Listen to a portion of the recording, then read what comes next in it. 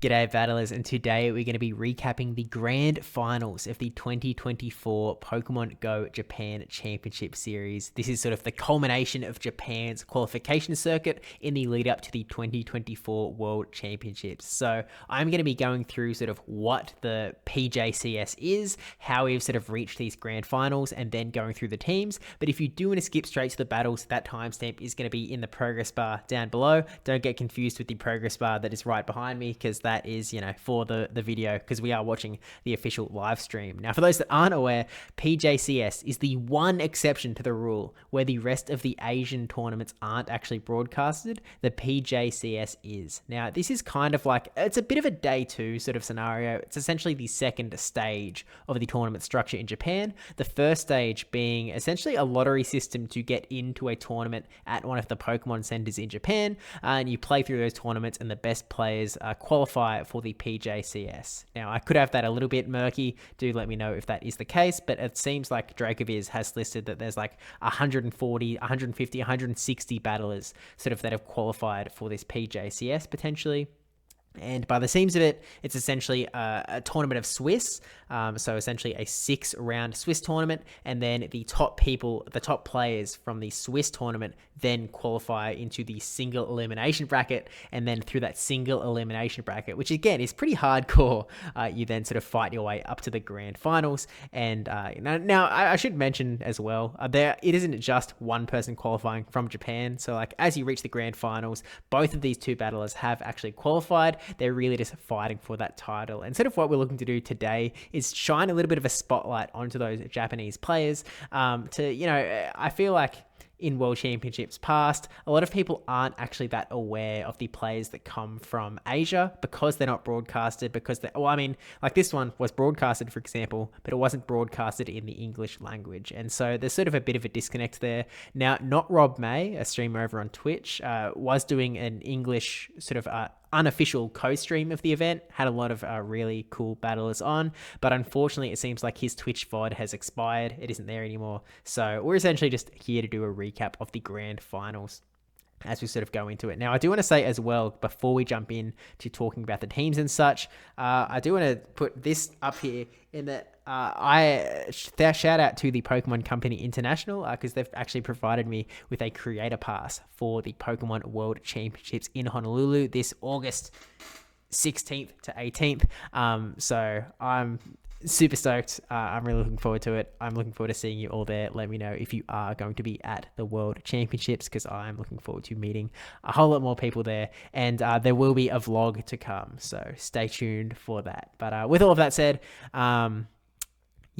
hashtag free access, if that wasn't clear as well. But let's talk about Japan. So we've got two battlers, one on the left, other way around, one on the that way, one on the that way. On this side, we have Kae-san, who you can see their team over here is running the Altaria, the Whiscash, the Lantern, the Lickitung, Annihilate, and Skarmory. And then over on the right-hand side, we have Kip 2013-9, who is running that Chargebug, Lantern, Azumarill, Swampert, Alolan Sandslash, and Altaria. So you can see that they've built their teams quite a bit differently here. The one over on this side, Kae-san, has got that double flyer strat with the Annihilate counter user, is running the Lantern Whiscash core. Again, this is in the sort of it was on June 3rd, so it's in that bridged period where it was still using the old movesets because they delayed the start of the move updates to June 3rd so that Bologna and the PJCS weren't affected. So Lantern's a little bit better than it would be now, and Whiscash is a little bit better than it would be now.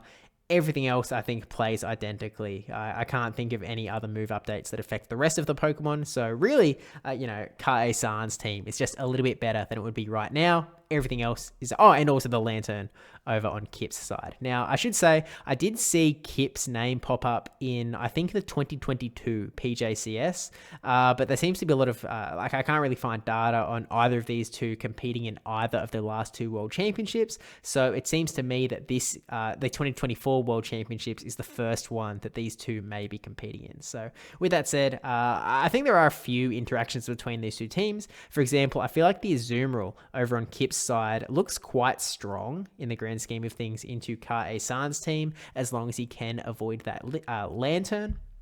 like Lickitung isn't great for Azumarill, but Azumarill does still have some play there. So I think Azumarill is going to be quite a big pick for Kip.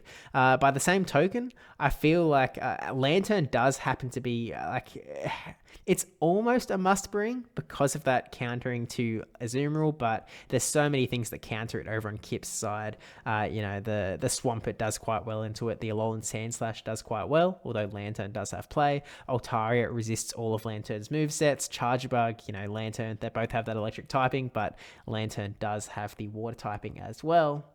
So it kind of feels to me like the Lantern is a bit of a tough bring for Ka-E-San, and so I feel like they might be trying to counter that Azumarill in sort of softer means, but it's going to be a bit of a menace. It's going to be really hard to deal with.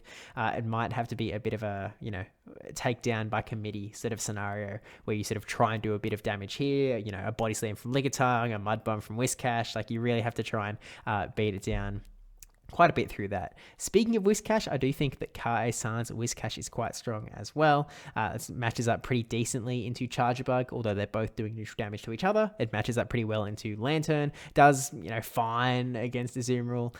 Does fine against Swampert. Does well against that Alolan Sandslash. And unlike the Whiscash that was absolutely dominating the Taiwan not qualifier.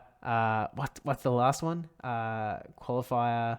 I can't remember the name of the second tournament. Anyway, check out the last video I did on the channel recapping some of the Taiwan tournament. But there was a Whiscash in there that was running Blizzard that ended up coming second in that tournament. So we're not seeing that here. So Altaria is a little bit more free than it would be against that one, but with that said, let's just jump into the battles. Now, I did skip to this sort of bit in the past so that we could take a look at the teams, but we'll skip right ahead to battle number 1. Now, the other important difference between this tournament structure and the sort of international tournaments that you might be familiar with is that it is actually best of 3 even into the grand finals. So we're not going to see any best of 5 grand final action here. As soon as someone gets 2 wins, that is going to be GG's. Okay, I found the spot and I'll just take myself out of here. Let's get into the grand finals. We can see on the left-hand side, Ka-E-San is running that Lickitung into Kip 2013-9's Altaria. Now, we've sped up the battles just 1.25, and you can actually see that Kip's backline is really strong against Ka-E-San's Altaria. They're running that Azumarill and the Alolan Sandslash on top of having that Altaria for the mirror match action, which really doesn't leave Ka-E-San's Altaria anywhere to go. Now, Kip is just happily using all he's got up against this Lickitung. Lickitung goes for the Body Slam here, and Kip is actually going to let it come through, which is going to bring Altaria quite low. It will be able to get to 1 more Sky Attack, but that is really going to be the end of the line here, and Ka-E-San decides to put up the Protect Shield, making sure that they do win switch advantage here. So this is definitely looking pretty rough for Ka-E-San already. Now, it brings in the Alolan Sandslash, and this is okay news for Ka-E-San in the sense that they'll be able to bring in their Whiscash up against the Alolan Sandslash, which is kind of the harder counter to the Altaria, so you can at least sort of get your better matchup in here. But that Alolan Sandslash has already charged up a fair bit of energy here, and it is actually the Shadow Whiscash and the Shadow Alolan Sandslash as well, which I didn't quite see on the graphics beforehand. But this Whiscash has got a lot to contend with. This Drill Run going to come through, burning Ka-E-San's last shield, and that Altaria in the back is sort of having a lot of work put on its plate. Ka-E-San now seeing the reveal of the Azumarill coming out from the back, and now this Whiscash has got to do some damage. The Mud Bombs are going to have to start adding up here. Ka-E-San opting for the sort of better damage play by going for the more efficient Mud Bombs rather than fishing for that Skull debuff. Again, it is a 50-50 chance in the meta that they're currently playing here. But we see the Azumarill shield up there, and then here's the swap into the Altaria, but there is not a lot that Ka-E-San is going to be able to do here. So this Altaria is going to go straight down to the deep yellow from that Ice Beam, and now, Azumarill is just charging up so much energy here. Can even take this Moonblast, so Kip is going to let this Moonblast come through. Take Azumarill down quite low, but keeps that Ice Beam for the back. Here comes that, looks like Powder Snow Alolan Sandslash, and yeah, look, this Whiscash comes back in. It's going to throw the Mud Bomb. This will be enough to KO that Alolan Sandslash, but that Azumarill is just going to come straight back in with a vengeance, throw the first Ice Beam to take out the Whiscash, and that that Altaria has already been KO'd in the back by that Alolan Sandslash. That is game 1 for Kip here. Taking out a pretty, a very convincing game in the sense that he wasn't really in danger. He really had the team composition advantage, just had the double counter to the Altaria plus the mirror match, which then left Whiscash with, as much as Whiscash was going to be in a good spot up against that Alolan Sandslash, it didn't have enough gusto to be able to take out the rest of the team. So, Kip takes up the first game in the grand finals of the PJCS, only 1 game away from taking it all out. And so now we're going to get into game number 2 to see if Kae-san can sort of take it back, or if Kip is going to go for a really clean 2-0 grand finals. Now, could I have found the timestamps beforehand? I absolutely could have, but that's not how we roll here. So let's get into game number 2 of the grand finals. We have a Skarmory into an Altaria, an instant swap into the Chargebug to get some energy advantage, and here comes the Whiscash to match it. Now, Whiscash vs Chargebug is a really weird matchup where they're both doing neutral damage to each other and both getting to them relatively quickly. Whiscash is a little bit quicker than Chargebug, and so puts on a little bit more pressure onto the Chargebug than the Chargebug puts back onto Whiscash. You can see how much damage that Mud Bomb does to the Chargebug, bring it down so low that one more Mud Bomb would be lights out for that Chargebug. And you can see Kae-san here charging up to the back-to-back Mud Bomb, and even past that, confidently knowing that he can get these 2 Mud Bombs off back-to-back. This first one getting off the shield from Kip, and actually the charge attack priority.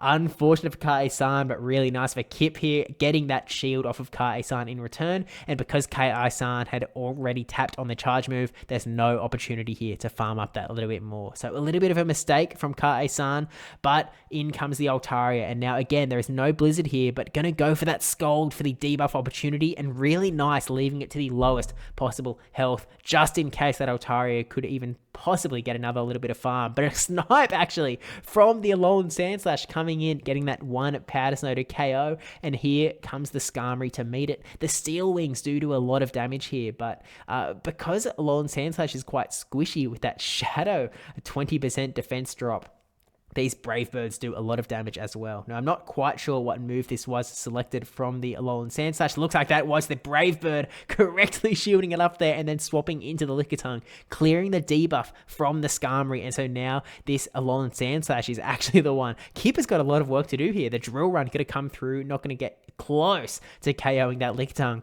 And now that Altaria is just hanging out in the back as well, with quite a bit of damage to lay onto that Skarmory. Another Drill Run comes through. Lickitung is going to be able to hang on here. And now, gonna go for the Body Slam here, which will be enough to KO that Shadow Alolan Sandslash, which means that Kip, it just has their Altaria that it has to get through this Lickitung, is going to have to eat a Body Slam along the way, but it is now just going to be Altaria versus the Skarmory. If Kip's Altaria can take out Kae-san's Skarmory, then it is going to be GG's, and Kip is going to take the Pokemon Go Japan Championships. And Altaria is actually, I didn't even mention this before, is actually running the Dragon Pulse, goes for the Dragon Pulse for the KO against the Skarmory to try and get the win here, but the Skarmory hangs on, and now the Skarmory gets that last second Sky Attack that is going to be enough to KO this Altaria and push it back to a 1-1 scenario. That is just, it's difficult to find a tighter finish than that. I mean, Dragon Pulse is such a nutty move to run in the first place, really going for that neutral damage. But, you can see Kae-san here, recalculating, figuring out what they are going to do in their third battle. Now they've drawn it out to 1-1. That really could have been Kip's battle, but that Skarmory just able to hang on. Really, if Kae-san there, after they threw the Brave Bird from the Skarmory, if they stayed in for just one more fast attack, then that could have been a completely different game, and Kip could be walking away with the champion title straight off of that battle. But it now brings us to this situation where we go into a decisive Game 3. Someone walks out of this very next battle with the Pokemon Go Japan Champion title. Only two other champions have ever walked out of the PJCS with that title in the past. And so now we're going to see whether it is going to be Kae-san or if it is going to be Kip 2013-9 as we jump into this very final battle. Okay, go back, remove the camera. Let's get into it. And we have a Lantern into the Swampert. Not a good lead for Kai-san. And we see the quick swap into the Lickitung. Now, Lickitung does have that powerful power whip to go super effective damage into both Azumarill and the Swampert. But instead, we're most likely to see this Altaria swap in, really to soak up a lot of this damage from the Lickitung. Kip in a relatively strong position here. The Altaria Lickitung matchup certainly favoring that Altaria with the big neutral Dragon Breath damage, getting up to those neutral Sky attacks quite quickly as well. Now in the back you can see that Ka-san is running the Lantern Whiscash. Lantern would match up quite well into the Azumarill, however obviously as we saw in the lead scenario doesn't match up very well into that Swampert. So Ka-san doesn't have a hard check to that Swampert, but between Lickitung and Whiscash could potentially do a job, but it is going to come down again to this Lickitung. Oh no, we're going to see a Swampert into the Lantern, which I really like this play. Lantern is going to be able to soak up this damage, soak up the Dragon Pulse from the Altaria, and as much as it doesn't love taking this damage, Altaria is just a little bit slow, and so we actually see the swap out from Kip into the Swampert. Now Swampert also doesn't love having to take these Surfs from the Lantern because it is quite a squishy Pokemon in general, but now that Kip has no more shields. So we see Swampert farm up all the way to that Lantern getting the Surf. Perfect counting from Kip's side.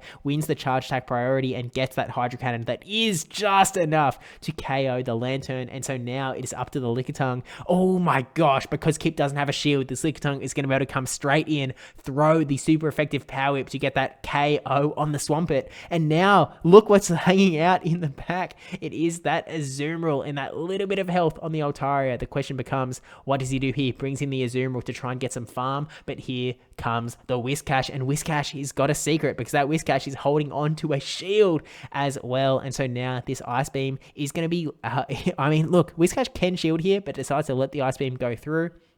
Brings it down into the yellow, and now it is just a game of can Whiscash get enough Mud Bombs off here. Now both players have a potential catch up their sleeves. If Kip is able to catch a Mud Bomb onto the Altaria, that could be absolutely huge, but has the advantage of having a 2-turn fast move into a 3-turn fast move of Bubble, so it can do quite well to time their moves correctly to make sure that they never have a move caught. But by the same token, Ka-san here gonna burn the shield on the Ice Beam, has the Lickitung almost up for that swap advantage as well, but oh my gosh, and actually sees a catch into the Altaria. But now that Kai-san has so much energy on the Whiscash, the first Mud Bomb goes through, doesn't quite KO.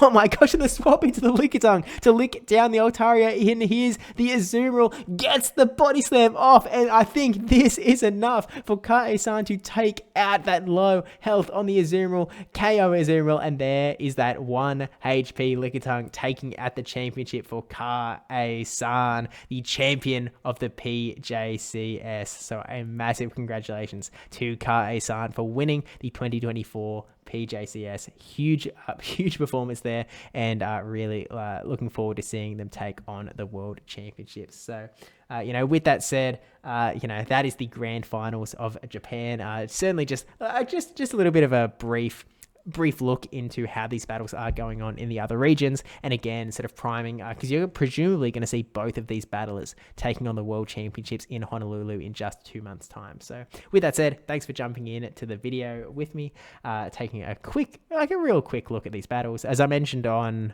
the Battle Cats podcast, I've been overseas for the last little bit, so just landed back in on home soil and thought we'd sort of put out a bit of a look at the Japan battles. And again, looking forward to see anyone at the World Championships that is going to be there, including hopefully meeting these 2 Japanese legends as well. But with that said, thank you for watching. Don't forget to like, comment, subscribe, especially that subscribe one. Shout out to the Japanese GOAT, Kai-san. We'll see what they do cook up for the World Championships in August. But until then, bye.